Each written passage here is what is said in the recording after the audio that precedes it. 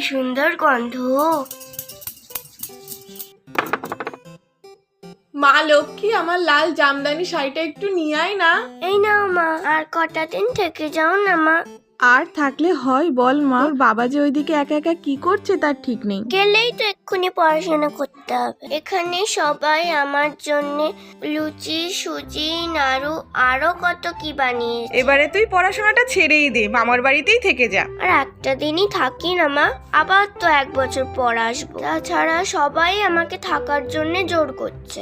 থাক, তুই তাহলে থাক, তোর আর যেতে হবে না। আর হ্যাঁ, দুষ্টুমি করবি না, মারামারি করবি না, নাড়ু নিয়ে কাড়াকাড়ি করবি না। আমি যখন আবার কালী রূপে আসবো তখন না হয় যাস। সেই সময় তো আবার বাজির শব্দ, তুবড়ি, পটকা, সাপ, ব্যাং, নামের কি ছিরি। অত রাগ করছো কেন মা? একটা নাড়ু খাবে না? না, তুই খা। যাই দেখে আসি কে কি আমার জন্য আয়োজন করেছে।